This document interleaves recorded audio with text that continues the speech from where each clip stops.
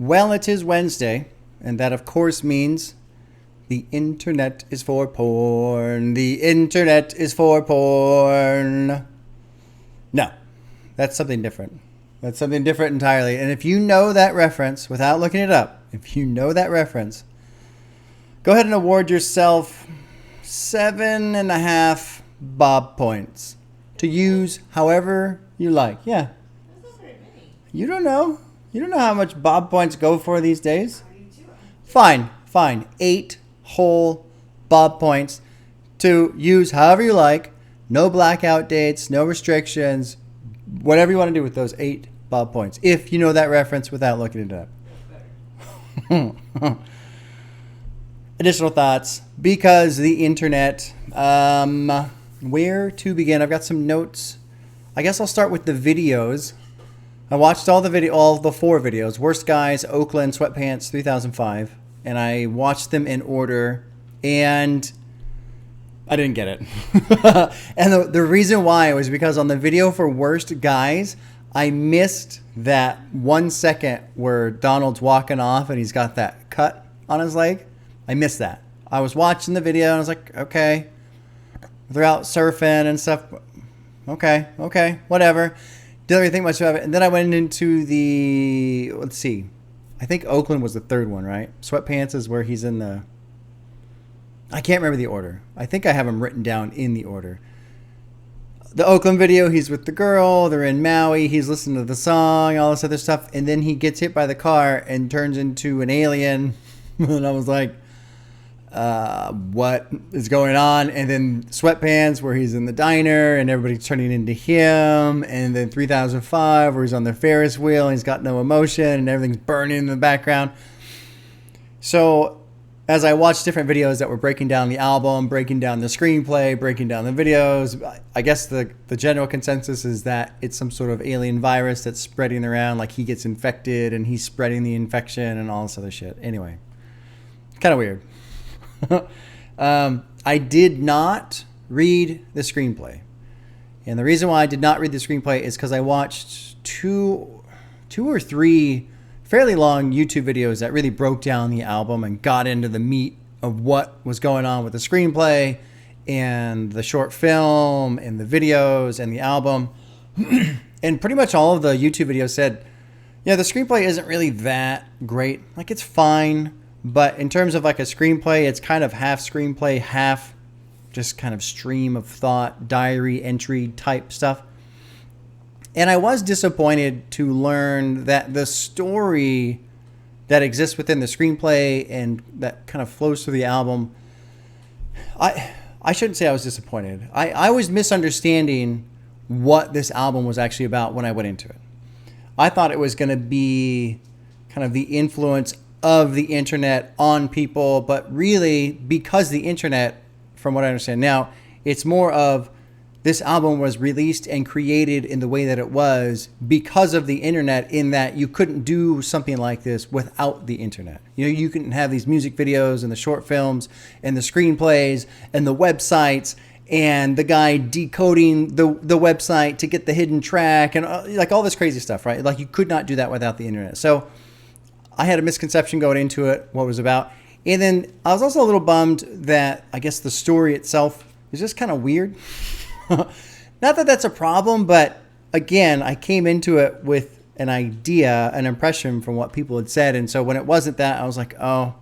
And I think that's why on the reaction, I felt like the back half of the album kind of washes out in terms of story, because really the story itself goes off the rails. Right? Like, it's a wild story. But the flip side of that is, once I realized, oh, okay, I misunderstood what this was actually about. Now I know the story. Now I know the story itself kind of is just helter-skelter. Then I could go back and listen to the album and just for the music. And I really, really enjoy the back half now. So really, I like the whole album from top to bottom. There's hearts next to every full track. The only gaps that do not have hearts are the little filler tracks, like Dial Up. Hell, even Playing Around Before the Party. I like that weird little piano bit. Like, that's just cool. I like that. Death by Numbers is cool, even though that's not like a full track. Earned, only 70 seconds. Great track. So I guess the trade-off is a little disappointed in what the actual story of the album was about, but was also able to enjoy the back half of the album more because I realized the story doesn't matter that much. They're just killer songs, and I enjoy them without the story. So that's good news. What else do I have here?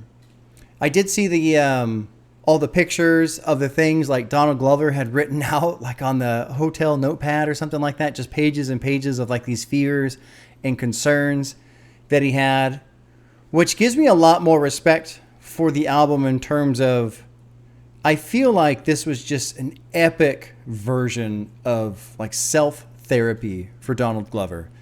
For him to just kind of dive into this project with all of these different aspects, with the screenplay, with the songs and the music itself, the videos, the short film, all these elements, right? I feel like it was something that probably let his brain just focus on something else for a while and get off of these fears, these anxieties he was experiencing. Put together something that was probably very entertaining to do. You know, as you start creating stuff like this and you get more ideas and you build off them and build off them, the whole world enriches the world that you're building. And that becomes very fun. And it's easy to get swept up in that and get really excited about it, especially if there's somebody like him who I assume at the time when he was doing this project, he had enough money where he didn't have to worry about like, you know, maintaining a job or something like that. Like he could just literally focus on this and nothing else. And so that's a really cool place to be in. Really cool place to be in. And I feel like this album is just a great example of what somebody can do when they have the resources to allow creativity to be the priority of their life and just dive into that and not worry about anything else and then come out with this just crazy result, right? Really neat. And then too, it seems like, you know, the album itself, when I just think about the album, it's exploring some of these topics and it's hitting on these different things and you can feel it. I don't know. It just feels like there is a process, some like sub layer of emotional exhalation that's happening. You know, the music's all over the place, which I love. And even his vocal style, his lyrical flow is kind of all over the place, which I really enjoy. But it just seems like when I listen to this and I go all the way through and I get to the end, I even have my own feeling of just kind of, okay, you know, I got that out. Whatever that was, even if I'm not necessarily feeling anything specific, there is this sensation of just something sliding off the shoulders a little bit, which is really neat. Before I forget, this was probably my favorite part of the weekend. I didn't know that Childish Gambino came from a Wu-Tang name generator. So I, of course, took Bob the Pop Pop and put that into a Wu-Tang name generator. And I came out with Desperado Rapid. So I really like that name. That's going to be my, I don't know, alter ego name or something like that. Like I'm going to keep that in the back pocket. That's going to come up some point in the future. I don't know how, when, why, but Desperado Rapid will become a thing at some point. To the people who, I don't want to say hate, you know, because of the internet, but the people who don't like it, the people who enjoy hating on it, the people who don't like hearing the fans talk about it, I can understand where you're coming from. I had some people explain to me that there are people in the hip-hop community in terms of fans and whoever who feel like hip-hop, the genre, is supposed to exist in a specific space in terms of like content, as far as what they're singing about, the type of environment they're in, and so on, right? And so I guess there are people. Did you do it in under 7 minutes? I with 37 seconds left. Oh, very nice. Very nice. So my wife is playing Spiritfarer. This is the new game that she's been playing recently. And I guess she just did some quest where you have to do it all in under 7 minutes, and she's terrible at speed runs, right? And she did it with 37 seconds to spare. That's totally worth 8 Bob points. You will not get 8 Bob points. You will get 5 Bob points. 8. 5. 8. I didn't even have to look at that. Look it up. We'll talk about it later. 8. 5 Bob points. With restrictions and blackout dates. Nope. What was I talking about? You've ruined the video. I know, yeah. No, you were talking about your alter ego. Yeah, the haters. The haters on BTI. Yeah, you're welcome. And people who basically this concept came up that I hadn't really heard of before. I'm not familiar with this whole thing of like nerd rap, right? And I guess this album kind of falls into that category. Okay, I don't really buy into that. That's not my thing. Good music, good singing, good lyrical flow, whatever it is. I kind of don't care about the content that much if the execution is great in terms of music. So I feel like the music and the vocal skill carries the load, even if you're not really into the content. But the other part I can understand why people don't enjoy this album is because some of the fans, and I ran into this a little bit, are like the people who love this album, right? Like they're the type of person where you're at a party and something's going on and people are talking and somehow it comes up and they start like talking to you about because the internet, and now it's like, fuck, I can't get out. Like this person is just, it's almost like the meme, right? You know, the different memes where people are like almost yelling at the other person. I've experienced that with other groups. I don't like to talk to really, really passionate Radiohead fans because please don't. Usually they're hipsters anyway, and I kind of don't, I'm not a huge fan of hipsters, but God, they just won't stop.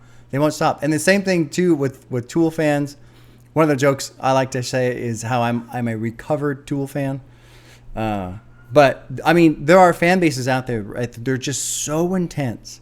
They kind of squeeze the love out of it with the intensity that they have. And so I can see the people who don't enjoy this album, I can see them enjoying it less strictly because of the fans who do love this album. Anyway, so all I'm trying to do is kind of, throw a little olive branch out there to the BTI haters, because I can understand where you're coming from, maybe, hopefully a little bit. I still love the album. I think it's fantastic. Awaken My Love will absolutely happen. Everybody across the board, the people who like it, the people who don't like BTI, across the board, everyone says, you got to do Awaken My Love. I will absolutely do Awaken My Love. I don't know when, but that will definitely happen. No question. So it's just a matter of when, not if. And what else do I have? I guess that's it. Cool album. I'm really glad I finally got to it. I'm glad I did it. There were a lot of people in Discord trying to talk me out of it or have me bump it and push it back. No, I'm really glad I did it. I really enjoyed it. It's been a great album. It's been a lot of fun listening to. Flight of the Navigator, fantastic. Sweatpants, Shadows is still great. The Party, No Exit, Death by Numbers, that whole run is, I mean, even the last two tracks, Earth and Life, or Life, the Biggest Troll, and Earth, the Oldest Computer, man, it's just fucking cool. It's a cool album. Really cool album. Really enjoyed it. So I guess that's it. Next Friday, which is this Friday, which is 2 days from now. Finally getting to Astroworld by Travis Scott. Finally, hopefully there's not a fucking disaster between now and then, because that's what happened last time. The Friday that was coming up, I was going to do the album, and that's when the whole festival thing happened, and I pushed it off and all of this stuff. So finally getting to Astroworld. Tomorrow night, Thursday night, is the Buog, Bob's Underground Artist Gauntlet. That's on Twitch from 7 to 8:30, featuring new artists, listening to new music, trying to get the word out on these guys. There's some, again, this week's going to have great music. I'm going to post the video, or not the video, the playlist for what we've voted for in Discord right after I post this video. So that's coming very soon. And I guess that's it. If we don't see you Thursday night, I hope to see you Friday, and I hope y'all take care.